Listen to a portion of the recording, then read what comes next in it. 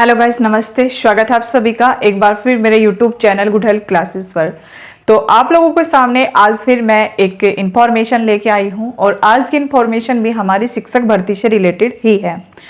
तो जो हमारी आज की शिक्षक भर्ती है वो किस राज्य में आई हुई है या किस किस पद के लिए वैकेंसी है और कब इसका एग्ज़ाम है, कब तक इसके फॉर्म भरे जाएंगे, वो सारी डिटेल आप लोगों को इस वीडियो में मिलेगी। तो पूरी वीडियो में बिना स्किप किए हुए आप सभी मेरे साथ बने रहिए, ठीक है। तो हम बात करें कि जो ये शिक्षक भर्ती है ये कहाँ आई हुई है। ये शिक्षक भर्ती आई हुई है बिहार में, ठीक है। हाल ही में बिहार ने इसका नोटिफिकेशन जारी कर दिया है कि इतनी भर्ती है, किस किस पद के लिए कितनी भर्ती है और कब आप लोगों के फॉर्म ऑनलाइन होंगे, कब आप लोगों का एग्जाम होगा, ठीक है। लेकिन इस बार सभी के लिए मौका है, बीएड वालों के लिए भी और बीटीसी वालों के लिए भी। अब से पहले इस नोटिफिकेशन से पहले भी बिहार ने वैकेंसी दी थी इसकी पीआरटी के लिए, उसमें बीएड को बाहर कर दिया गया था। लेकिन अब बिहार में बीएड के लिए भी प्लस बीटीसी के लिए भी वैकेंसी आ गई है और उसका नोटिफिकेशन भी आज जारी कर दिया गया है, ठीक है। चलिए सबसे पहले देखें हम कि जो भर्ती है हमारी बिहार में वो कितनी है। देखिए भाई, वो 7,000 के अराउंड है, ठीक है। कितनी? 7,000 के, सॉरी 70,000 के अराउंड है इस बार भी वैकेंसीज, ठीक है। अब हम सबसे पहले बात करते हैं इसमें कि बीटीसी के लिए और बीएड के लिए कैसे कैसे है। भाई देखिए, बीएड के लिए तो है बीएड के लिए जो 6 to 8 वर्ग होता है इसके लिए, फिर होता है हमारा 9 to 10 वर्ग इसके लिए, फिर 11 to 12 इसके लिए। इसमें तीनों में ही बीएड से फॉर्म फिल किए जाएंगे, तीनों में बीएड से। और अब बात करें बीटीसी के लिए फॉर्म फिल कहाँ होंगे। बीटीसी के लिए जो हमारा ये है, ठीक है, जो माध्य विद्यालय वर्ग है ये होता है हमारा 6 to 8। देखिए हम पूरी जानकारी दोबारा से दे रहे हैं आपको, ठीक है। देखिए हम सबसे पहले बात करें मध्य विद्यालय।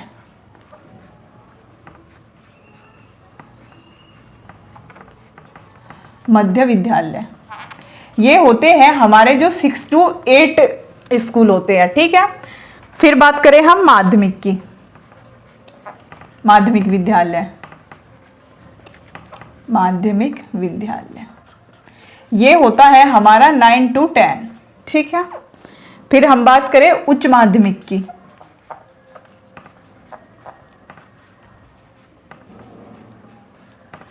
उच्च माध्यमिक ये होता है हमारा 11 to 12, ठीक है।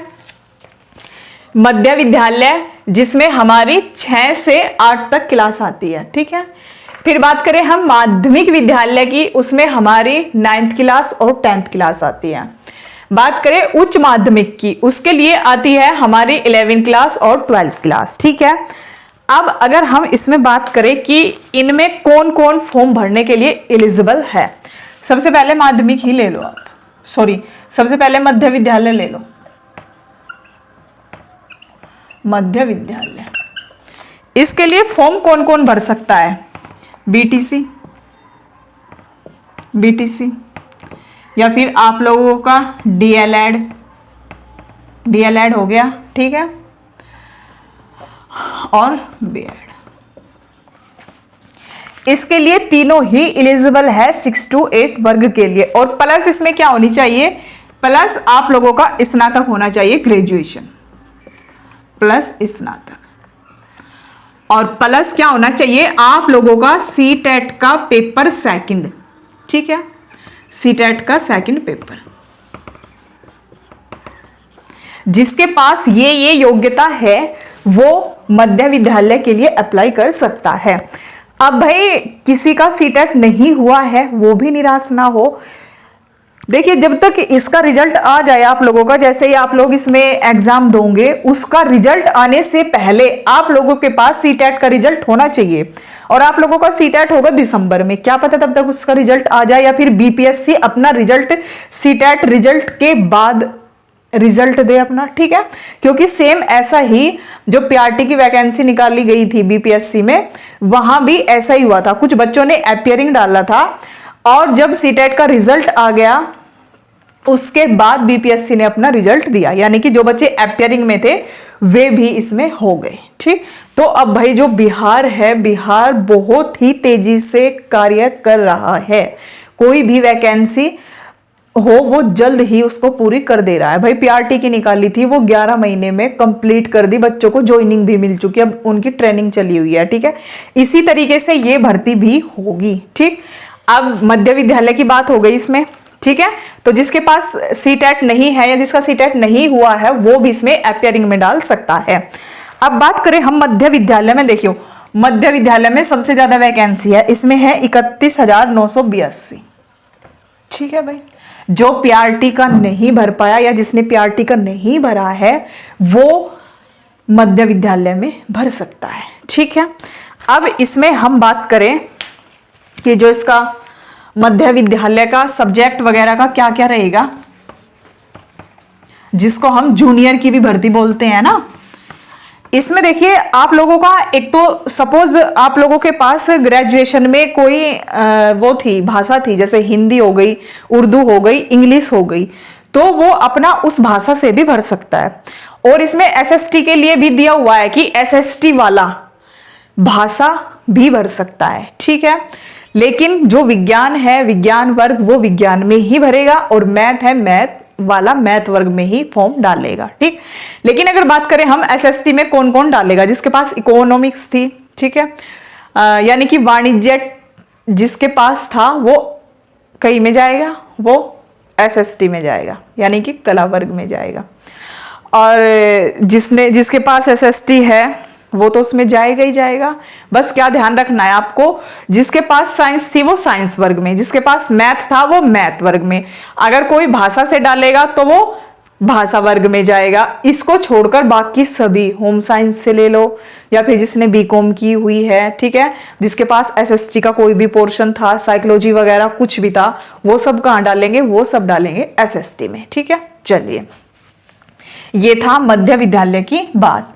अब इसके बाद हम बात करें इसमें मध्य विद्यालय में बीटीसी और बीएड दोनों, ठीक है। अब हम बात करें माध्यमिक की, माध्यमिक विद्यालय।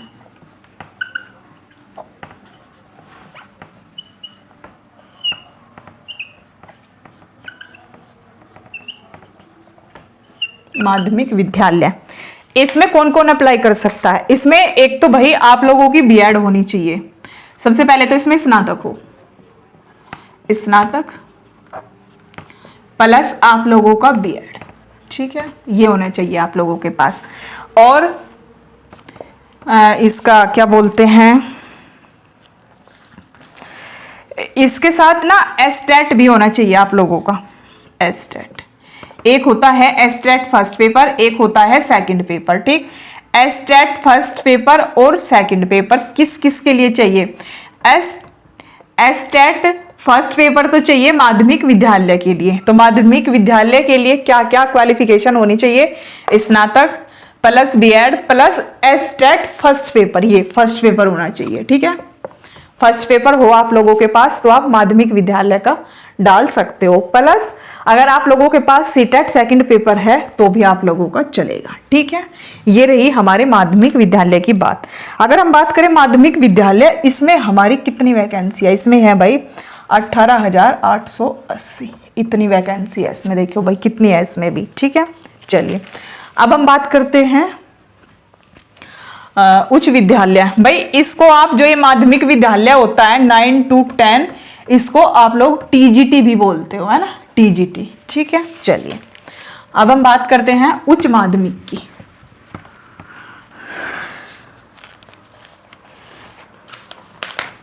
भाई जो हमारा ये उच्च माध्यमिक है इसमें क्या क्या योग्यता होनी चाहिए?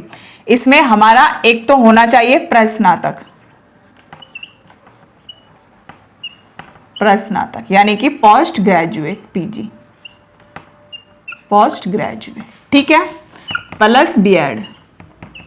देखिए जो हमारा यूपी है, एक केवल यूपी ही ऐसा स्टेट है जो पीजी के लिए बीएड नहीं मांगता, बिना बीएड के भी वो क्या पीजीटी के लिए एलिजिबल कर देता है। ठीक है, तो इसमें हमारी पीजी हो प्लस बीएड हो प्लस हमारा जो एसटेट है, एसटेट का सेकंड पेपर, एसटेट का सेकंड पेपर, ये योग्यता होनी चाहिए इसको भरने की। ठीक है, इसमें केवल बीएड वाले ही जाएंगे। किसमें? एक तो माध्यमिक में और एक उच्च माध्यमिक में। ठीक है, बीटीसी वाले या डीएलएड वाले कहाँ जाएंगे? वो जाएंगे मध्य विद्यालय में। ठीक है, जिसके पास ये योग्यता है वो इस फॉर्म को डालने के लिए योग्य है। ठीक, अब अगर हम इसमें बात करें, इसको आप लोग क्या बोलते हो? पीजीटी, पीजीटी के लिए है ना, ये पीजीटी पद के लिए होता है हमारा, जिसमें आप लोग 11th और 12th वर्ग के बच्चों को टीचिंग कराते हो।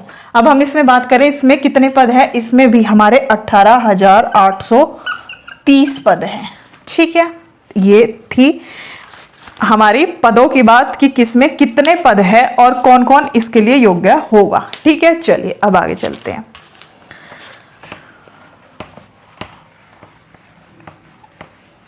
और इसमें किस तरीके से कितने नंबर का टोटल ये पेपर होगा, कितने नंबर का क्या आएगा, कितने नंबर का सब्जेक्ट आएगा, उसके लिए मैं एक और वीडियो बनाऊंगी, उसमें आप लोगों का क्लियर हो जाएगा। ठीक है ना, कि इसका सिलेबस किस तरीके से होगा, जो एग्जाम पैटर्न है वो क्या होता है। ठीक, अब अगर हम बात करें कि जो इसके फॉर्म है, फॉर्म कब से भरे जाएंगे?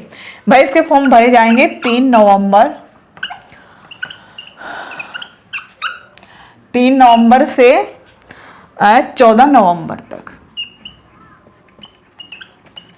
3 नवंबर से 14 नवंबर तक। देखिए, फॉर्म भरने का बहुत ही कम टाइम है, कोई भी फॉर्म को भरने में देरी मत करिएगा।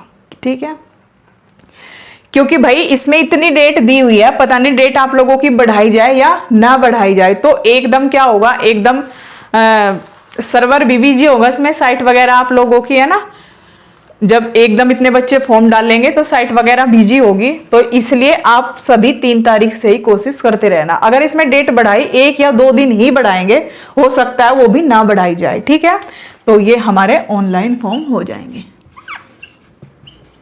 ठीक है, और अब हम इसमें बात करें कि परीक्षा का आयोजन कब होगा, परीक्षा कब होगी। देखिए भाई, परीक्षा की भी डेट दे दी, ये होगी आप लोगों की 7 दिसंबर से 10 दिसंबर तक। ठीक है, ये आप लोगों का एग्जाम करा दिया जाएगा। ठीक है, एग्जाम होगा, इसके रिजल्ट आने तक आप लोगों का, अगर सीटेट का रिजल्ट भी आपके पास होता है तो आप इसके लिए फिर क्या है, योग्य है। ठीक, जिसके पास सीटेट अभी नहीं हुआ है वो अपियरिंग में डाल सकता है, क्योंकि पिछली बार भी भाई इन्होंने सेम ऐसा ही किया था, जिसके पास नहीं था तो उन्होंने अपियरिंग में डाला। तो जो बीपीएससी है बिहार ने शिक्षक भर्ती का रिजल्ट सीटेट रिजल्ट के बाद ही अपना रिजल्ट घोषित किया था। ठीक है, तो भाई देखिए, अब बिना किसी देरी के आप सभी अपनी तैयारी में जुट जाइए। मात्र आप 1 महीना मान के चलिए कि आप लोगों को 1 महीना ही दिया हुआ है तैयारी के लिए, तो 1 महीने की तैयारी आप लोग देखिए आप लोग कैसे कर सकते हैं। ठीक, अपना टाइम टेबल अच्छे से बनाइए। और जिन्होंने प्राइमरी में अपना फॉर्म नहीं डाला था किसी भी कारणवश, वो अब आप लोग मध्य विद्यालय के लिए अप्लाई कर सकते हैं, क्योंकि मध्य विद्यालय में ही सबसे ज़्यादा वैकेंसी आई हुई है। वो वैकेंसी 32,000 के आसपास है, आसपास क्या 32,000 ही मान के चलिए आप लोग। ठीक है, तो भाई मैं आप लोगों को इन्फॉर्मेशन तभी देती हूँ जब उसका सटीक ऑथेंटिक न्यूज होती है। मैं ऐसे ही नहीं लेके आती आप लोगों के सामने। और आपने देखा भी होगा, अब तक मैंने आप लोगों को जितनी भी इंफॉर्मेशन दी जॉब के लिए, वो मैं नोटिफिकेशन के बाद ही देती हूँ, उससे पहले मैं आप लोगों का पागल नहीं बनाती कि देखो जैसे अदर यूट्यूबर करते हैं कि ये आने वाली है, ये होने वाला है। मैं आप देखिए, इस पे भी मैं आप लोगों को वीडियो दे सकती थी कि भाई इतने पद पर बिहार में वैकेंसी आएगी, लेकिन मैंने नहीं दी। मैं आप लोगों के सामने न्यूज़ लेकर तभी आई जब बिहार ने उसका नोटिफिकेशन जारी कर दिया कि हाँ भाई इतनी वैकेंसी है, इस पद के लिए वैकेंसी है। ठीक है, तो करिए भाई अपनी तैयारी। ठीक है, तो मिलते हैं आप लोगों को एक बार फिर बेहतरीन जानकारी के साथ। तब तक के लिए नमस्कार।